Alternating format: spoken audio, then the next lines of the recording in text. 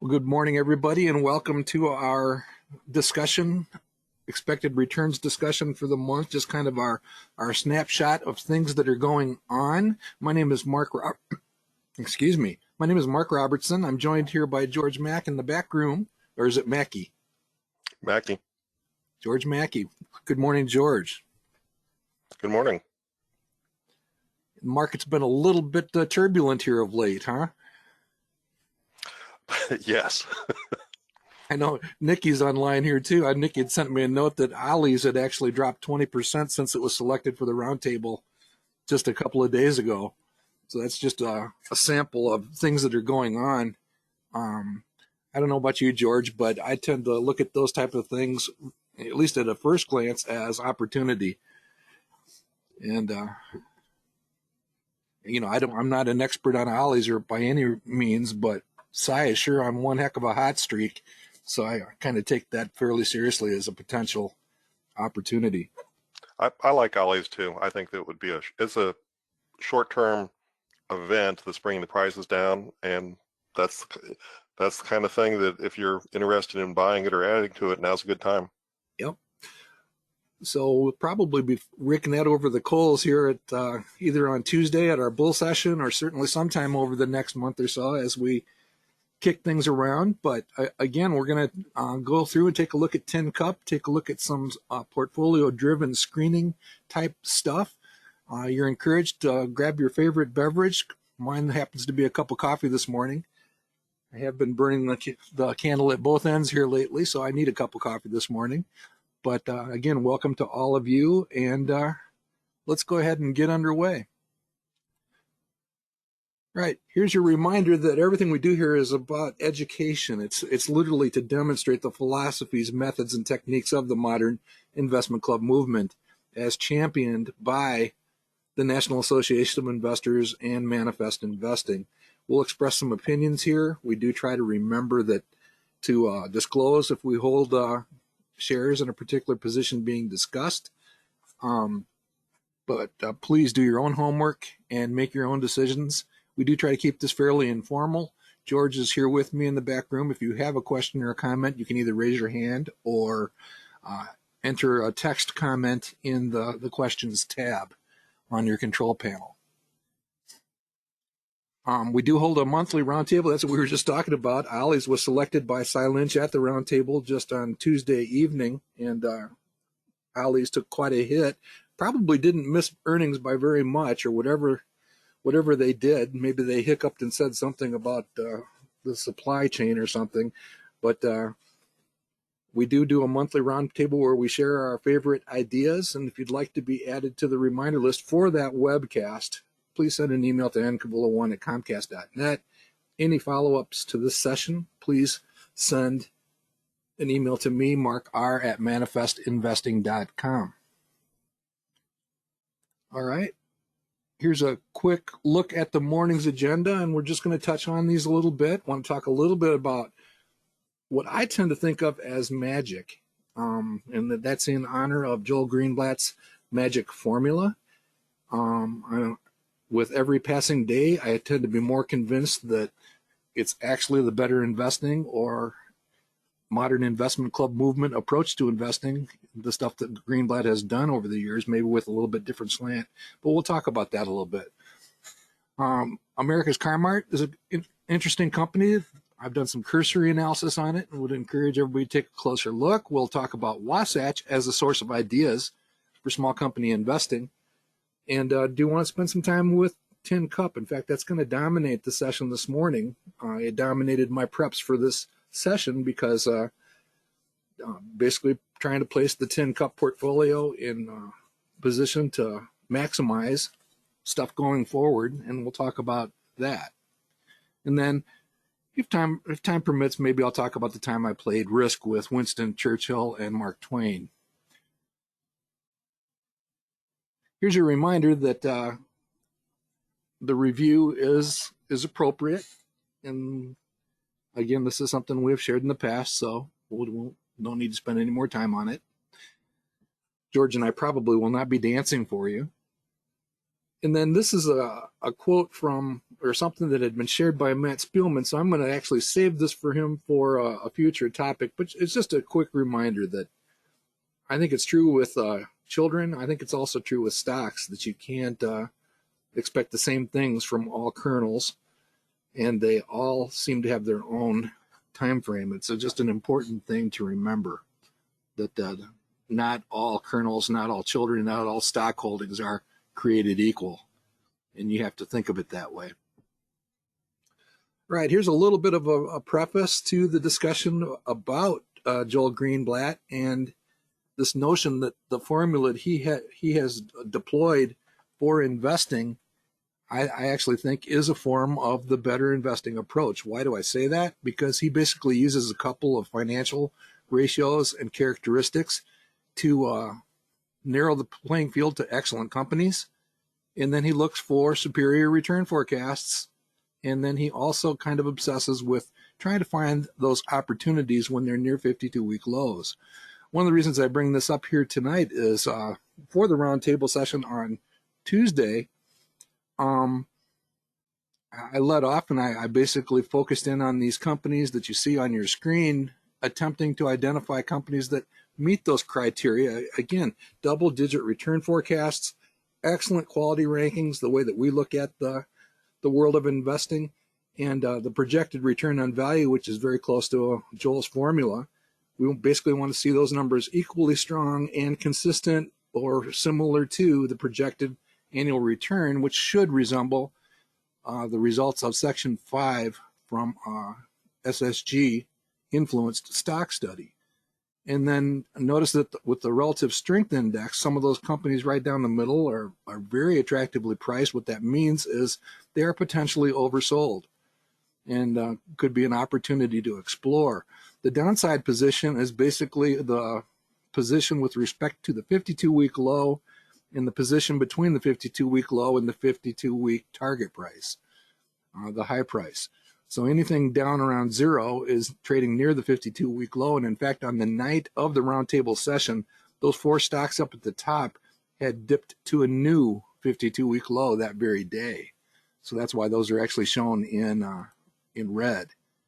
And further points of view, other opinions that are out there, just to kind of get a feel for what the rhinos are thinking. The value line low total return forecast, pretty strong for all the companies with the exception of Biogen and the fact that America's Car Mart is not covered in the standard edition, so there isn't an entry there on the block.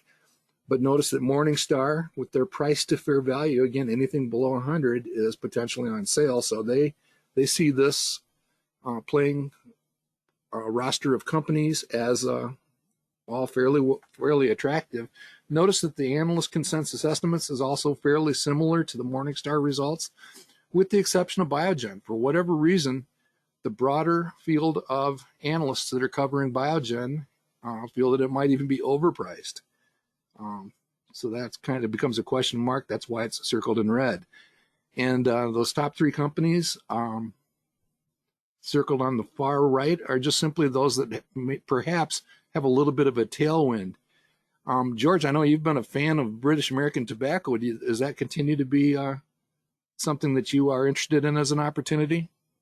Yes, it's one of my holdings, and they've just reached a new 52-week low, so opportunity again.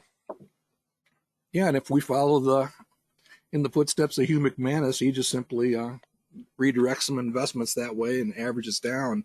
So long as we believe the story's intact, and so long as we see those important characteristics of the return forecast and the quality behaving itself, again, potential opportunity.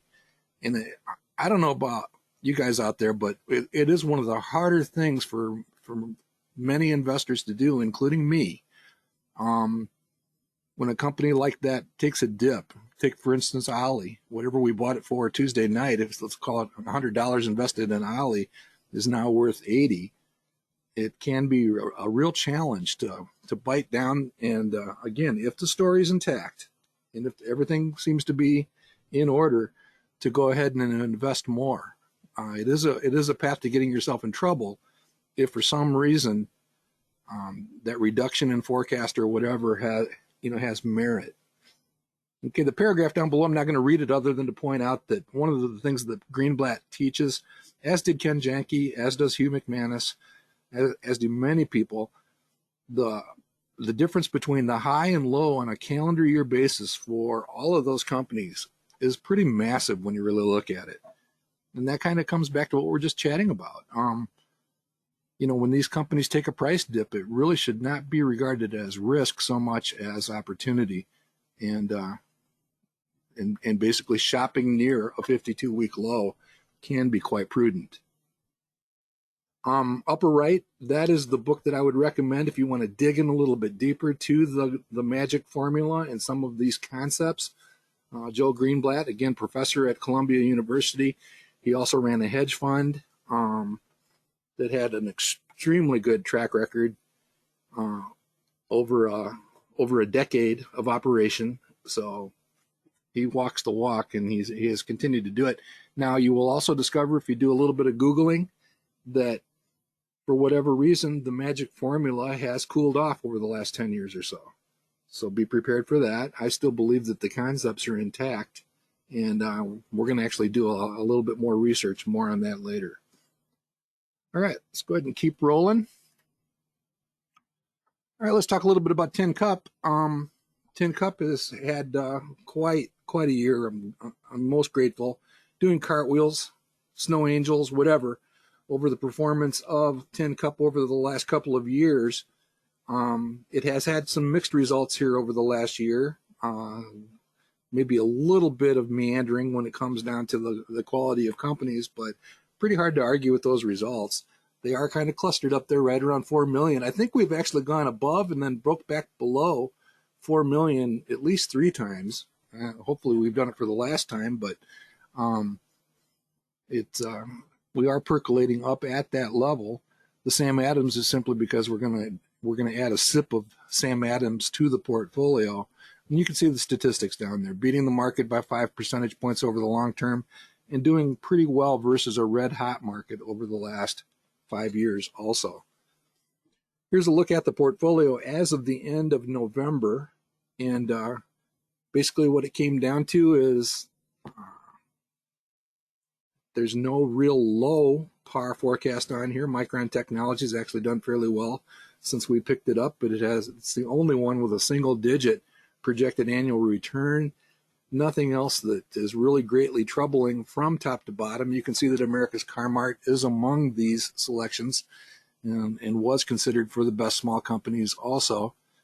But Boston Beer at the top of the charts. Again, we're talking about investing a relatively small amount of money compared to the size of the overall portfolio. So we're just picking up 10 shares of Boston Beer, ticker symbol SAM up at the top. So that was the decision that was made, but I'm going to confess that I'd kind of like to take a closer look at a company which has given me heartburn.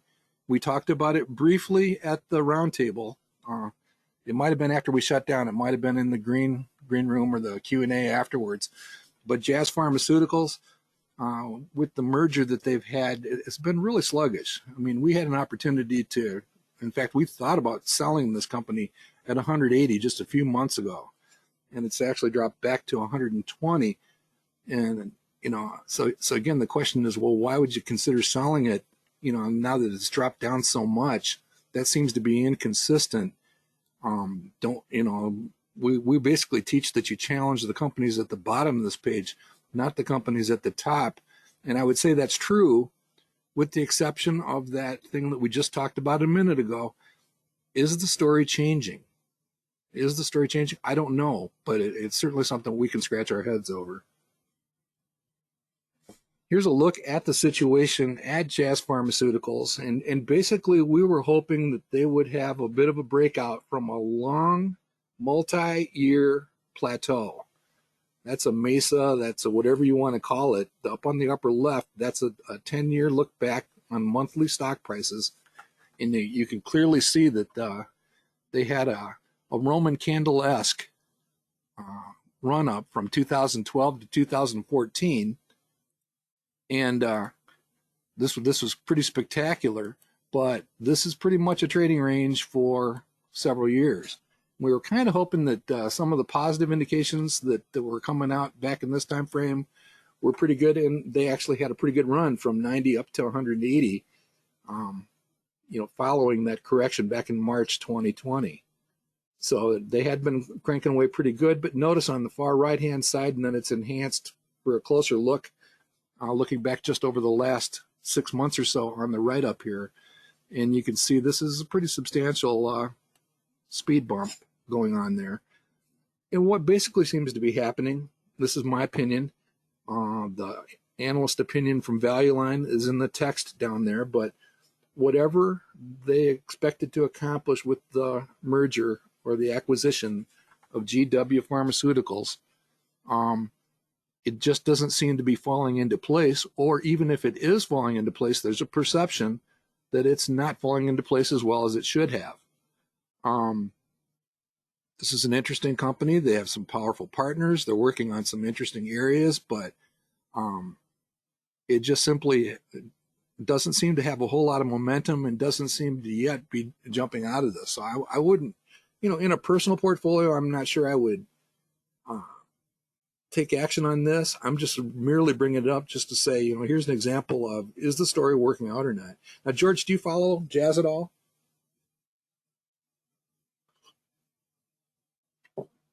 Every once in a while. I don't own it. I did see that the quality had dropped recently, and someone had just commented the quality appears to have dropped.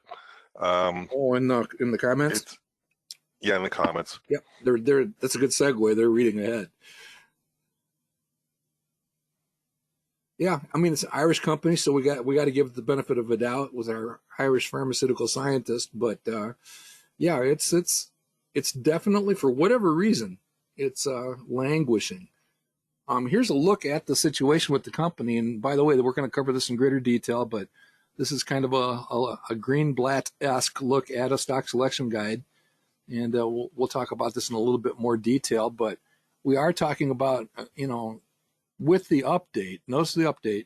The update came in after the end of the month. So the 10 cup did the data on the page a couple pages ago did not reflect this. So that 20% return that was on display is probably something down into the lower teens, reflecting the current conditions at the company. You basically see a situation where the merger is expected to have a slightly different model, a slightly different level of profitability. Again, not a nightmare, nothing to panic over, but it is lower and not nearly as robust as what we saw back almost a decade ago. And as somebody else has already pointed out, if you look at the current quality rating, it's actually, since this was last updated, it's actually dropped down to around 60, 63 or so. So it has continued this downward descent. So this is kind of one of those triggers of, when you can look at a portfolio or a company that's in the portfolio that is not there because of a low return forecast, but instead quality degradation can be just as a powerful reason to do a quick selling analysis. And this is one where, yeah, it's just... Mark, was your... Go ahead, George. Just a question. Was your proof number, was that recent? Because I'm showing that the proof number, or I'll actually look at ROIC, has continued to go down, and it's now closer to 4. For projected return on capital? So December 3rd. Okay, that is recent. Yeah, this is actually the update since the end of the month, so it's adjusted. The point I'm making is, back at the time that we closed out the month, we were looking at 20-ish. You do the update with the current value line, and you end up with a lower number, a lower return forecast number. Okay? Quality is dropping off. And then something that I actually fairly rarely look at, but every once in a while it just kind of tickles me a little bit or nudges me. This is the stuff that's been on our pages for years. It's really kind of cool because we had a brief conversation with the Motley Fool in Alexandria many years ago. And a brief conversation, next thing you know, I go home and they do whatever the technical geeks do and behind the scenes, they set up the system for Motley Fool caps where we could basically interface with them and integrate with them. And that has been 100% available and accurate since the day of that meeting. It's just phenomenal. But that's a sidebar. What we're looking at here is basically a collection of opinions of what are called all-stars, people who have a successful track record in this caps. It's a community stock picking contest, if you want to think of it, going on now better over 15 years or more. You can read about it in some features back at the time that we did this at Manifest Investing. But the thing I want to draw your attention to, and what bothers me, is some fairly accomplished people at picking stocks. 78% is actually a dramatically low number. In other words, an average number for an all-star selecting companies is probably closer to 95%. Okay, so this is actually pretty far below zero. This type of a visual just simply says that some people who seem to know what they're doing in the stock market are pretty concerned about this company.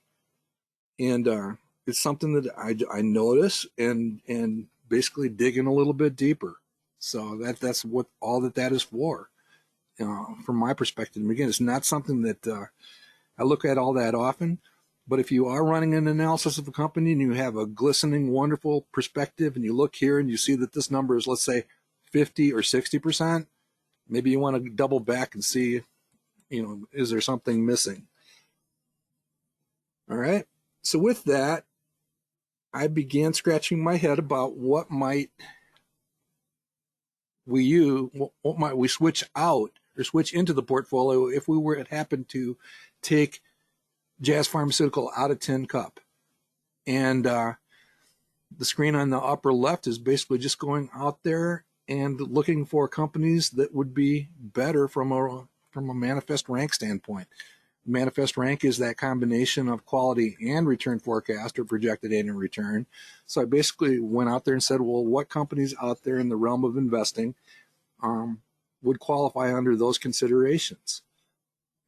And the screening criteria right here basically wanted a financial strength, still want double-digit growth, love to have them trading near 52-week low, and the rank for Jazz is about 87. So basically we want to look at just companies which would potentially improve that. Now there's a bunch of Chinese companies on here. I'm not sure we're ready to do any more of that right now. So you can basically crunch many of them out. Boston Beer's already on here. And as we mentioned, we'd already taken a sip of that. We've actually dismissed companies like Addis and put Ensign in the portfolio fairly recently. So I'm just having Amazon's already in the portfolio, and it's a fairly full position. So kind of having trouble finding anything on there that just jumps off the list with, one exception. We're talking about a healthcare company, but this Alarm is interesting as a potential company to add to the portfolio, but it's not a very good fit in terms of keeping some healthcare representation in the portfolio. So one of the things that we do straight off of the Jazz company report page is take a look at, what are the top companies in the industry in biotechnology. And the one that jumps off here at me, it's been in the portfolio before, but it's one that we have featured a great deal. Regeneron Pharma is definitely in the realm or comparable to Jazz when it comes to this. And the other one that jumps kind of off the page, we do have Ensign in the portfolio for healthcare facilities, but this one also looks pretty good, LHC Group. So taking a closer look at these, here's what LHC Group looks like. And I find this company to be compelling. It would be basically competing a bit with Ensign, so maybe we would, trim one position and let the two kind of compete with each other. But this is an interesting company. They are, much like some of the other companies that we have talked about, including Agilon here in recent weeks, doing some fairly interesting business in the healthcare and extended service stuff. And Kim could certainly speak more to this than I. And we have had some family experience with this stuff, so I understand the need and the way some of this stuff operates. But when you get into that position where you want to have those type of services at home, and many people heal better and feel better at home, these guys are really big into that. So home health services in terms of nurses and healthcare services, therapy, all that kind of stuff, including hospice when that becomes necessary. And then, of course, if you do need long-term acute care, actually in a hospitalization situation. So this company has actually got 900 sites in like 37 states, and they are fairly methodically reaching out and adding more. You know, a downside, or at least a consideration, is that a lot of it is Medicare based. My personal opinion is that even though some of the margins might be somewhat compromised over the long term, I don't see that ever being allowed. I would almost put it on a par with Hugh McManus's statement about certain banks are just not going to be allowed to fail. Medicare is never going to be allowed to fail. And for some people, it's a kind of a tenuous investment, but we are talking about basically double-digit returns, or fairly close to the returns that we were looking at for Jazz in the corrected analysis, but some fairly decent numbers from top to bottom. So that is it's a worthy candidate. Here's a look at the traditional price bars, the PE ratio.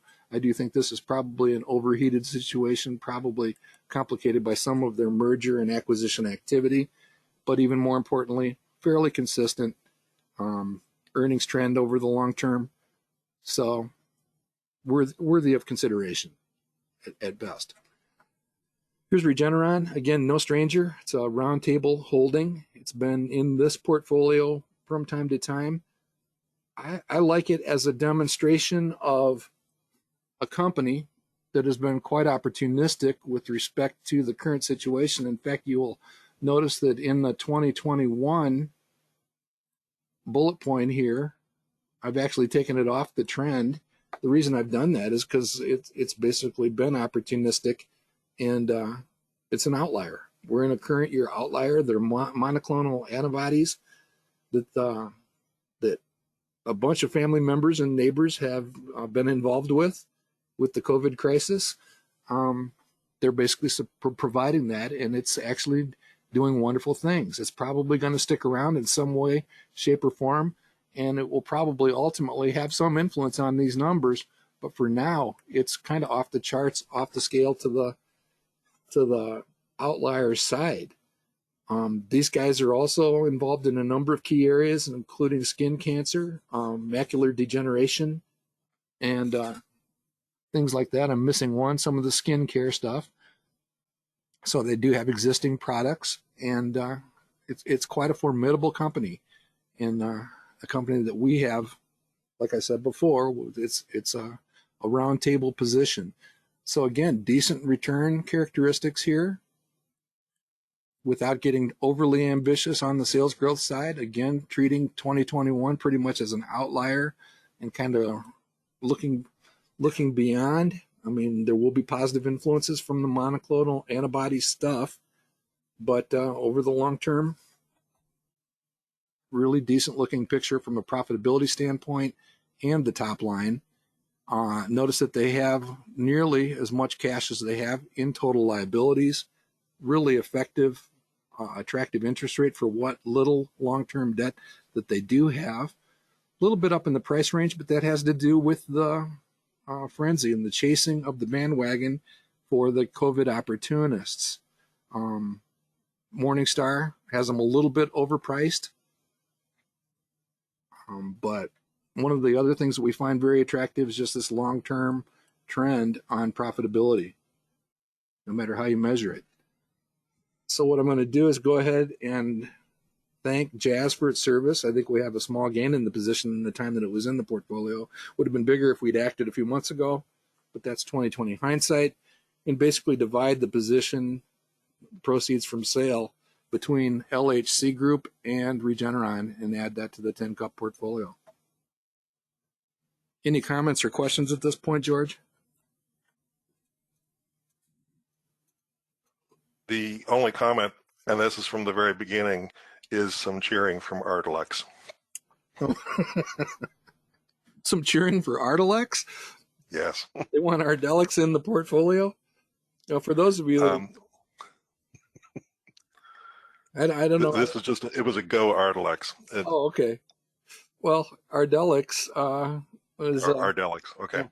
it's for those of you that follow us here at Manifest Investing, Hugh brought the Ardalex to the roundtable a couple of years ago, and basically accumulated a number of positions anywhere between $2 to maybe $6 a share, something like that. Anyhow, multiple selections.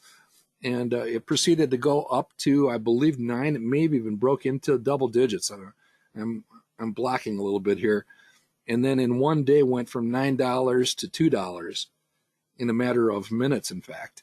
And it since has gone from $2 down to $1. And then in this past week, I think it went as high as $1.88 on Friday, if I'm right about that. So a number of people have been tracking that one. And it all revolves around some fairly confusing and frustrating results with phase 3 trials for a renal care treatment. And I actually still hold a number of shares, a few thousand shares of that particular company. And I liked it a whole lot better at 9 than I did at $1. So that's what some people are cheering about. Now, some people have actually taken an advantage to accumulate some shares down around $1. So I tip my hat to them. All right, so here's a look at the before and afters. Again, this is a little bit skewed because the before did not account for the forecast adjustments that basically came through on the quarterly update for companies like Jazz in the portfolio. So that'll be more telling next month. So back to the subject of Greenblatt and the formula. Well, first of all, I want to basically point out that this is the list that I prepared for the roundtable. I picked Activision Blizzard, and that's off a little bit from Thursday, but it's not off -20 like Ollie's. But they are embroiled in a fairly nasty controversy, which I wasn't that aware of, that has to do with sexual harassment and that kind of stuff, and may ultimately cost the CEO his job. And yeah, that's gruesome and all that stuff, but it is a viable company, and somebody will take over and hopefully run it well. They do have quite a field of opportunity in the realm of video games, but let's just hope for the best for everybody that's involved there. America's Car Mart, one that we have talked about a number of times, including the best small company stuff. Nothing fancy about this company other than I'm trying to figure out what the criteria was for Forbes. I believe they started down in the Texas area, or definitely in the Southwest, George. But they are very methodically expanding across the nation, and they're into 25 or 30 states, I believe, at this point. But it is just that business of selling cars, which drives many of us crazy. But the demographics and basically the industry characteristics are very supportive of this. They do slightly older model vehicles, and there's going to be a market for these for some time to come. So these guys seem to be fairly well positioned. Here's a look at the relatively short track record for the company, but it's been fairly steady. Again, from the top line, revenues have been strong, growing anywhere from 12 to 15%. And you can see that again, the magenta line is basically profitability. That's pre-tax income, just like on a stock selection guide. So that's looking pretty good up straight and parallel, especially for a company like this. And they are very carefully and methodically expanding geographically. So we're talking about a company growing, in that double-digit range, 10-ish, with fairly decent operating margins, fairly decent and steady net margins. Certainly not an exorbitant PE ratio, anywhere in that 10, 11, 12, maybe 14 range for a company like this. So you are left with a company that's in the 15 to 20% range for projected returns. Again, decent debt, what little debt that they have. They don't have a lot of cash because of some of the expansion that they've been doing, but this is a company that is trading pretty close to its 52-week low. And Morningstar concurs that they are attractively priced under current conditions. So it's a good study. I have not raked it over a full set of coals, but it's a good study. Any personal involvement with these guys, George? I don't, but I wrote them down for further study. All right. The proof number definitely caught my attention. Yeah, and we're going through, and we'll talk about that in a minute. We're going through and basically refreshing all of the proved numbers, and it's going to be interesting to see where some of our current research takes us. Here's a quick look at a fund manifest for this month, and this one is, again, consistent with the type of stuff we do for the best small companies. It's actually taking an article written by Susan Dubzinski at Morningstar just a few days ago that talked about some of Morningstar's favorite small company and small cap. They're not necessarily the same thing, but small company and small cap. And what we have done, these are all gold rated funds at Morningstar. I wouldn't give them all a gold rating, but I think they're all interesting. Certainly would give the ones at the top a gold rating. And ours is a little bit more statistically based, in my opinion. And what do I mean by that? We basically take a look at the characteristics of the fund, but most importantly, what have they actually done? Especially what have they done for us lately? And you can see that those top three have actually beaten the market over the period measured, which is approximately 10 years, 9 years and 11 months anyhow. And the relative return for those at the top, very strong. These are all pretty good, but some of them tail off pretty good down at the bottom. But pretty good performance amongst the entire group. We would definitely favor the companies up at the top. Full disclosure, I have owned and continue to own some of the Wasatch funds, especially in some of the accounts with friends that do less direct stock investing and a little bit more funds and ETFs. The Wasatch funds are a great source of small company opportunities. So you can see from top to bottom some interesting stuff here. I'm always kind of amazed that I don't know if I'm amazed. It just seems to be time in and time out, the better performing funds over the long term. Notice the growth column. That's why we obsess over maintaining the growth rates of our portfolios in double digits. It just time in and time out as we look at this kind of stuff.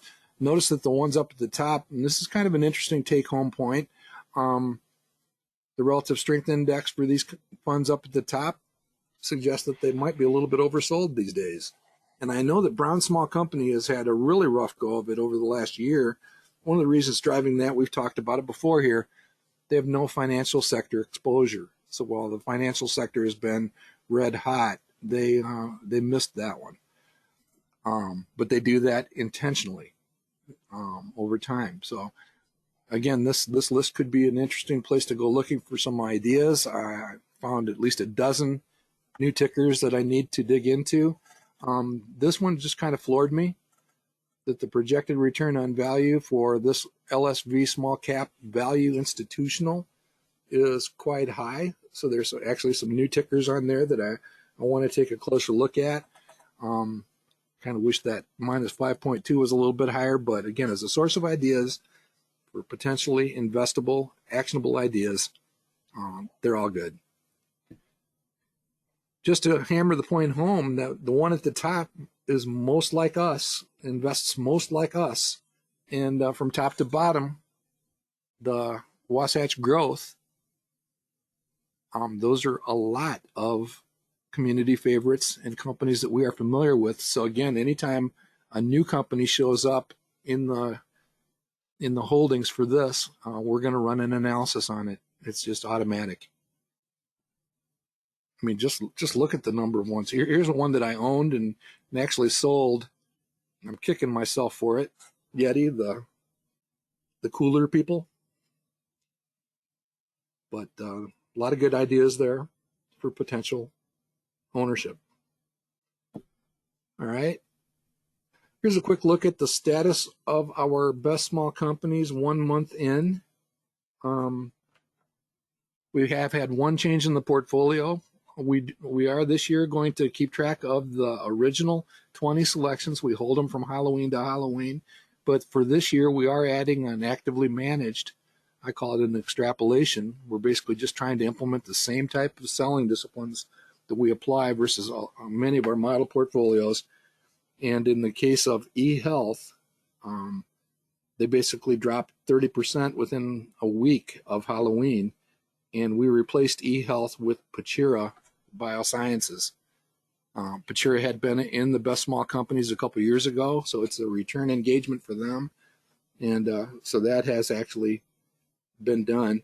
And then we also provided an opportunity, if you want to mirror or emulate these selections with a self-directed account. We will keep track as the year goes by. That single decision to replace eHealth with Pachira accounts for this difference. So obviously we hope that anytime we make a decision to sell something and replace it with something else, we are generating a better return for the portfolio. You can see that overall, these all started at 2,000. You can see that the market is down approximately $40 on those 2,000 since Halloween. So we hope that both of these actually will outperform the market for another year. But we do like to see that active one. That's at least one decision working out. So we will be tracking that fairly carefully.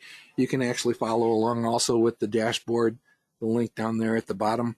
You can see that Gentherm has been quite a strong performer. MYR Group at the top, very good. And then down at the bottom, which is where we would recommend going shopping for opportunity. Notice that Boston Beer is on this list also. But those at the bottom would be more current opportunities. One topic that I'm not going to cover right now, but we might talk about in a bull session or an upcoming session is this notion of investing regularly into something like this. And M1 actually has a pretty fantastic system for doing that. If you were investing regularly and putting a regular amount into something like this, you would actually be waiting and investing in these down here more. Kind of a compelling and interesting topic to dig into a little bit more. So the ones that have dropped will actually get a bigger component of the regular investment. So we'll talk about that more. All right, I just wanted to summarize and give the audience a chance if they've got some questions or some nudges that they want to give us in terms of this stuff. We've talked about this at bull sessions, so this is new to many of you. If you're not a bull session attendee, we have been talking about how the approach championed by Joel Greenblatt does resemble better investing. And I think one of the things it really does pretty spectacularly, at least for me, is focus his attention on basically the foundation of the modern investment club movement and better investing, and that being this notion of the stock selection guide, drawing the most attention, going all the way back to the 1940s, to the sales and the pre-tax profit outlook. They didn't even include earnings on the original stock selection guides. They put all of their attention on, as Tom O'Hara referred to it, sales or revenues and the expectations for the same as being the straw that stirs the drink. You want to really understand your top line and your expectations for that. Again, we don't pretend to predict the future, but we can certainly capture the trends and basically spot exceptional companies as we do this. And then we're also looking for companies that are exceptionally profitable. So again, the point that we have made for over a year now, that that this is kind of a return back to where we started.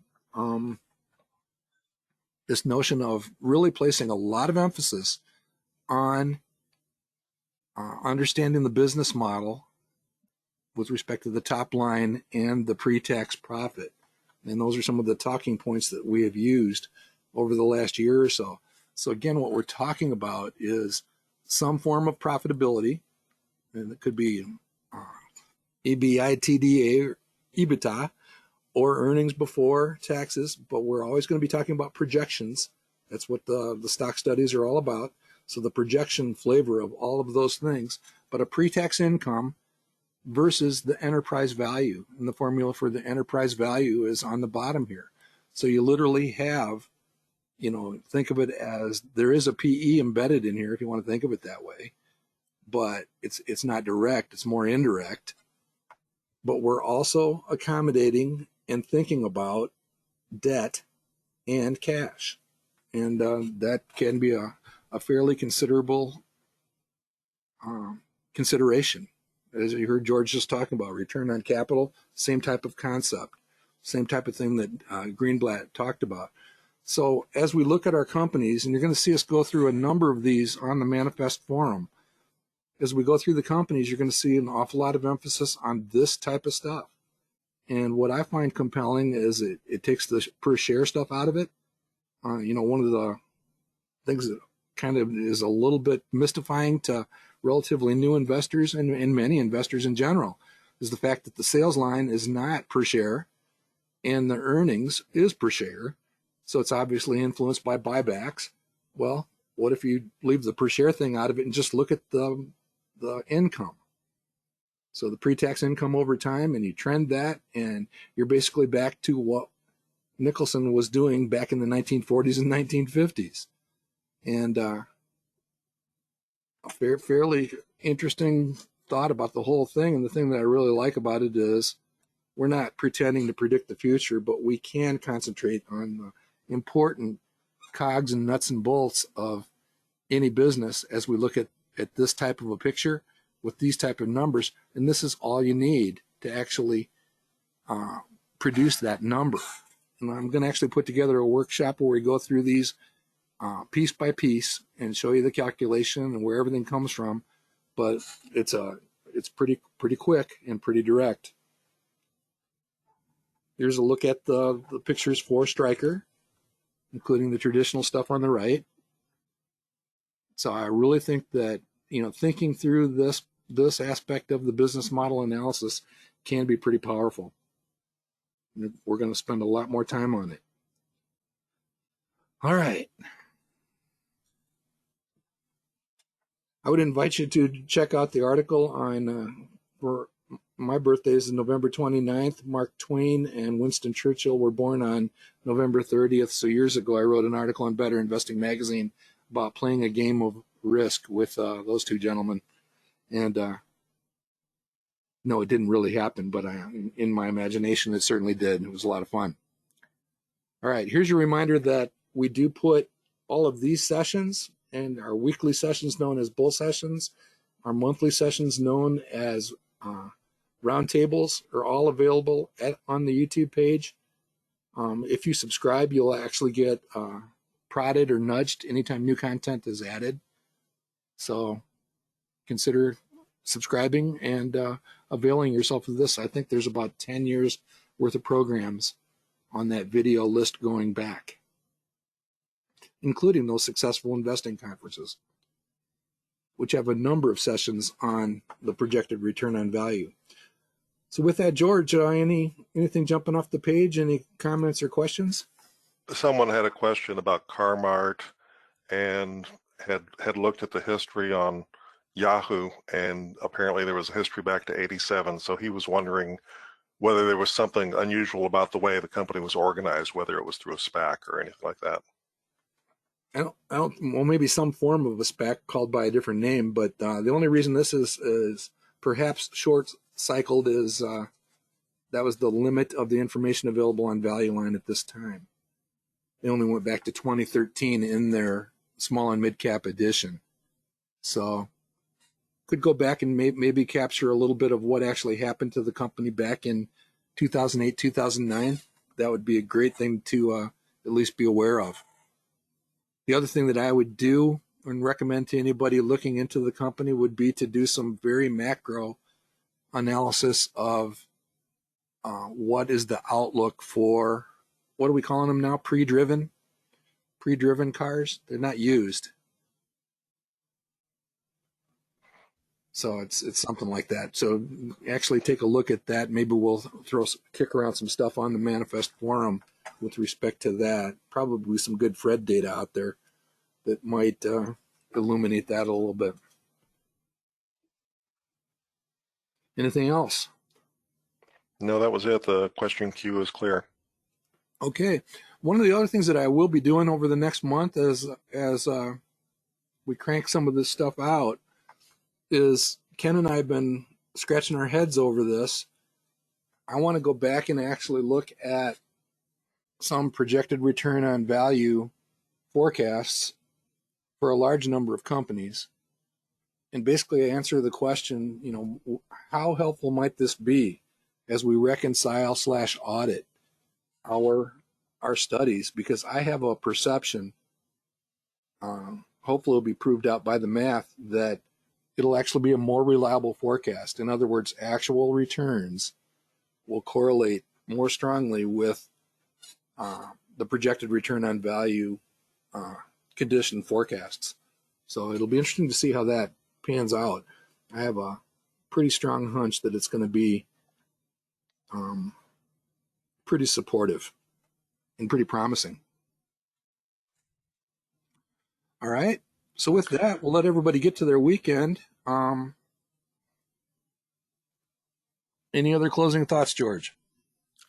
Just Marie Frank thanked you for your remarks about the CAPS All-Star ratings. Yeah. Does Marie, do you actually follow that stuff fairly closely? Do you have any case studies or things that you can point us to? Because I've often wondered I've not written very much about that since we started that. Again, it was a long time ago. And I would be most interested if anybody out there has any, case studies or times when you were influenced, especially if it kept you out of trouble. She said not usually, but you will be paying closer attention going forward. Okay. One of the theories that we had when we came out with that was that it would have kept us out of trouble with respect to the residential construction depression. And I don't mean bear market. I mean depression that the companies like Pulte went through in 2008, 2009. And that's one of the things we pointed out. And I've never gone back and really quantified that as well as I would like to. So again, if anybody has any personal experience with that, I'd love to hear about it. Send me a note. All right, everybody have a great weekend. Get out there and finish your Christmas shopping, and look forward to seeing you again soon. And everybody take care. Thanks, George. Okay.